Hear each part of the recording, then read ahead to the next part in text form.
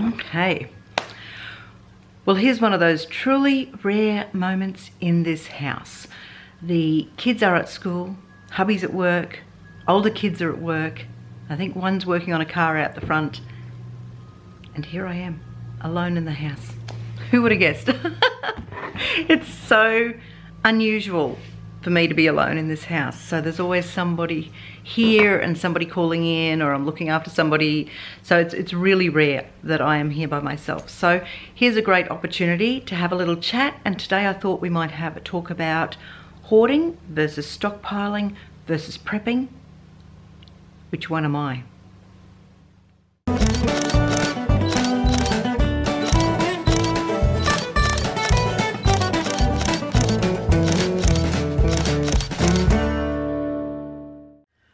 Right, well, this mum is not used to being in the house by herself. That's for sure. It's awfully quiet in here, but that's why I'm taking this opportunity to talk with you because everyone's off doing their things. So, you know, as I said, kids are at school, hubby's at work, other kids are at work, one's working on a car, and here I am alone, which is amazing.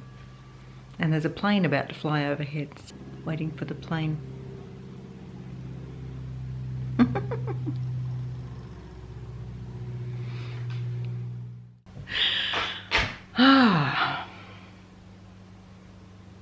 So here we are, alone.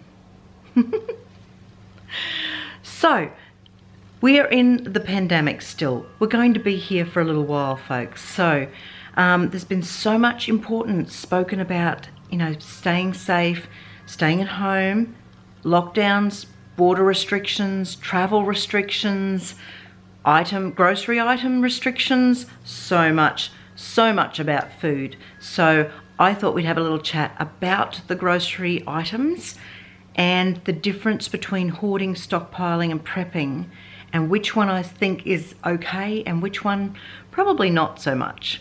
I guess if we just start and we just define what each of those are, and then we can see where we all fit.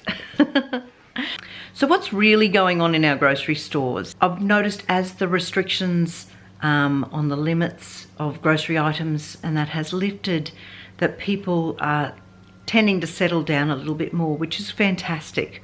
But for a moment there were an awful lot of panic-stricken people out there. So there was a lot of panic buying.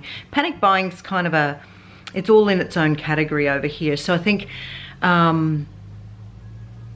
panic begets panic. So if one person does it, then all the people want to do it, because nobody wants to go without the things that we like to use and we like to eat. So, you know, if there's a possibility that we're going to run out, people get scared and they get stressed about that. And of course, then they race out and they want to buy it all. So one person does it, then the next person thinks, oh, what if I'm going to have to do without milk? What if I'm going to have to do without flour or sugar or toilet paper, you know? So then they all raced out to buy it. And that's what panic buying is. We all know that that's a bad thing. We don't want to encourage panic buying at all, and we all want to just take a step back from that so that that doesn't happen again. Okay, we just need to let's not do that again. That was not fun, going into a grocery store and not being able to buy anything that we would normally buy. So let's talk about hoarding. Hoarding is it's a process, I guess, of just buying all the things, right? Because they just want them all for themselves. So it's a matter of going in, they have absolutely no plan, there's no reason to it, there's not particular items, they will hoard anything. And I think, you know, they just kind of buy it all because they can, and they bring it all home and store it. And hoarding is a process of buying things that you don't need, that you won't use, and you probably won't share it with anyone else. So it's just this process of keeping all the stuff to yourself. So, you know, hoarding is just one of those things that's probably not the best. Again, it's like panic buying. We don't want to encourage it. We don't want to see it. We don't want to have to live with it, you know. So we'll just put the hoarding aside and let's just not do that one either. I think ultimately hoarding is a really bad thing. And I found that during the time of the toilet paper panic, there were a lot of articles that went out about me, and so many headlines would say, you know, woman hoarding toilet paper for family, that sort of thing. And I was like, that's the wrong word, people. I'm not hoarding anything. I'm buying supplies for my family.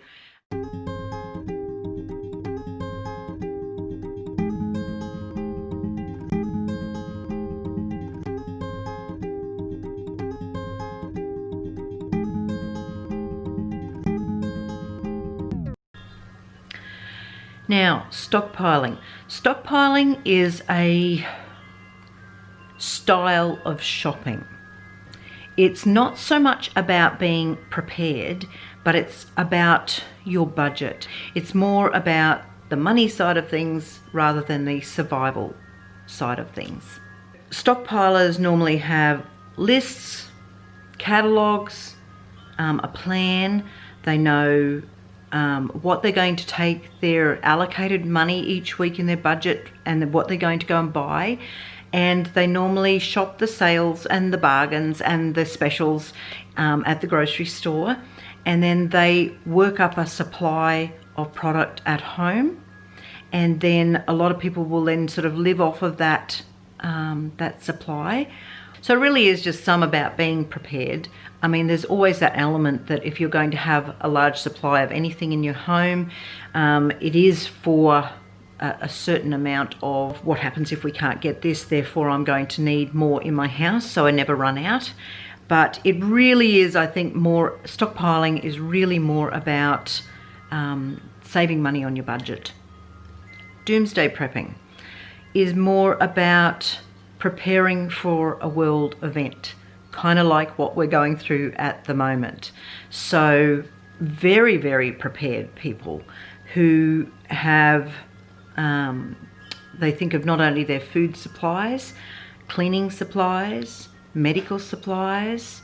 A lot of them have things like weaponry and water supplies, power, so much, and quite an amazing amount of stuff that they get together to prepare for these world events. And they all have a different idea about what is going to be that apocalyptic event in the world. I would imagine there were lots of preppers out there that were prepared for a pandemic.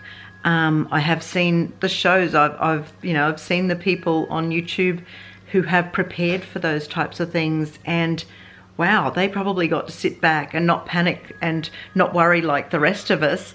They had everything they needed for this last few months. So well done them, for sure. But I think prepping is more about survival tactics and preparing for these large world events that could change your life and the way that we live. And so, which one am I? Which category do I fit into? Well, if you have looked back through our Facebook page and you've seen how I shop, you will know that I am a stockpiler. So I shop a certain way to save money on our budget because we are such a large family. I mean, we've still got 11 of our 16 children living at home here. We live off one wage and we live debt-free. So we have to watch every cent, where it goes, what it's being used for, are we getting value for money? And I think even right back in the day when I only had a couple of children, it thrilled me to buy things in bulk. And I can remember, you know, finding shampoo at a really great price, and I would buy, you know, 5, 6, 10 bottles of shampoo, and everyone would look at me as if I was completely crazy because you only had 2 or 3 children. Why did I need 10 bottles of shampoo? Well, to save money. There was no point in buying 1 bottle at that price at the special and then having to pay full price until the next special came around. So I would buy them all when they were on special, save the money, and we would just use the product up. And as it dwindled down and we used it all up, I would find another special and I would buy up again. And that thrilled me. So even back in the early days, I used to stockpile grocery items. Now, I don't stockpile food as much as what I do cleaning products and toiletries. They are my thing that I love to stockpile. So, you know, dishwashing liquid and soap and, you know, toothbrushes and that kind of thing, and cleaning products. I've always bought a large amount of that. Every time that special comes on, I will buy a lot of it. I don't clear shelves on people. I always try and leave some for other people. I think that's fair when you go out. Now, I also like to have a reasonably stocked freezer, and I love to stock freezer meals. So I love to cook the meals or prepare the meals and have them in the freezer as well. So between the cleaning products, the toiletries, and the freezer stock, that's kind of where I like to sit with my stockpiling. I don't stockpile a lot of other foods. We've always just been able to go to the grocery store and buy what we needed. But after going through what we did in the grocery stores recently, it does change your mind a little bit and think, well, maybe a slightly higher level of supply in the house wouldn't be a bad thing. But you need to make sure that if you are going to stockpile, that you have the space to store things. There's no point in buying it if it's going to sit in your hallway and be in the way of everyone else. So, you know, you have to take a few things into consideration if you are going to stockpile anything, and that will be your storage, your budget, and what your family uses. Although I stockpile and I have bought things up in bulk, I got caught unprepared just like everybody else. I did not know a pandemic was coming. None of us did.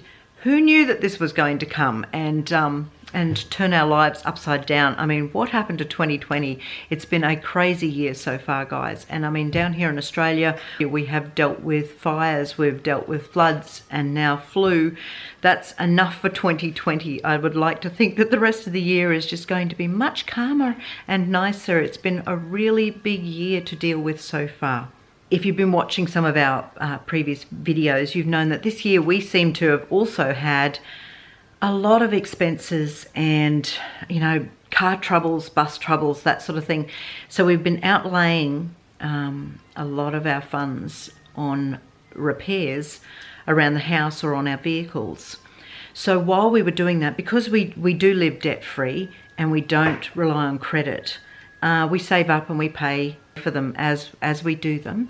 So while we were doing that, we were living off the stockpile that we had here, which in turn then left us a little low in some things.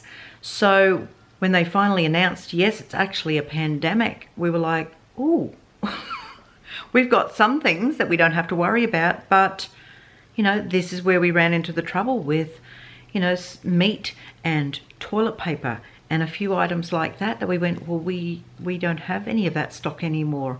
I mean, I've always kept a good supply of most of those things, but again, who knew it was coming? We got caught unprepared just like everybody else, and that was very stressful at the time, and we were wondering, well, how are we going to get our hands on these products and, you know, look after our families? So, you know, I think we've all gone through this really emotional and stressful time, and I can guarantee you, I would hope that none of us would be caught unprepared ever again. Now, if you have been looking back through our Facebook page, you will see lots of pictures of photos of, you know, I've bought soup. So I bought, you know, 20 cans of soup, or I bought Milo and, you know, I bought 10 kilos of Milo, or that sort of thing.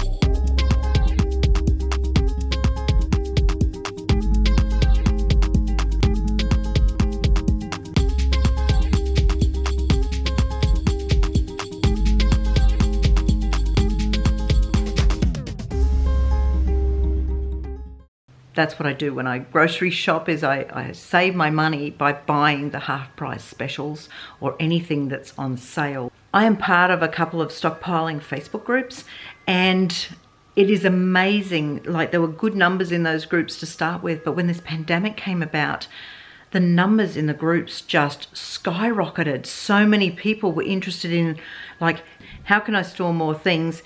How can I save money while I'm doing it? how can I prepare for my family to be safe and looked after during times of trouble? So it's been really interesting to watch new people come into the groups and see what we do and how we manage it all. It's been really good. I think it's a good way to manage budgets, and it's a good way to look after your family. Now, I did one of the grocery hauls and I promised you that I would make a video on how to make some of your stocked items last a little bit longer and a few tips and tricks for that. So I will absolutely get onto that straight away and do that for you. Tell me which one you are. Are you a hoarder? If you're a hoarder, don't be a hoarder. Okay? Leave some stuff for everyone else. If you're a stockpiler, let me know. I would love to find out what your favorite product is to stockpile, and how long have you been stockpiling for? Do you do it mainly as a budget saving tip like I do? And if you're a prepper, really interesting. I find the focus and the determination of preppers quite amazing, very interesting to watch. And let us know, are there things that you think that we should all be doing to keep our families safe for any future world events, or even this, what we're going through right at this very moment? So let me know. Write some comments down there so I can have a read. Make sure you subscribe, guys, so you don't miss more videos. So recently, grocery item limits have been lifted here in Australia. So that means that I can go back to shopping the way that I would normally shop. So I will have a grocery haul coming up as well with that. If you are interested in more stockpiling videos, let me know in the comments so that I can get to work on those for you. Just because somebody else might have an opinion about our size family or how I shop or what we eat or what we do is not going to change what I do for us. What we do for us is right. What the next family does for them is right for them as well. So kind, kind, kind. That's what we want to be, folks, just kind to each other. So remember that when you're in the grocery store, even though the limits have been lifted and there's not quite the panic out there that there was before, let's continue to be kind to each other. It is so weird because it's so quiet here, but I should be getting myself prepared to go and pick up the kids from school. Don't think I've got time for a cuppa beforehand. I might have to wait till I get home. So pick up the kids from school, come home, we'll do some afternoon tea.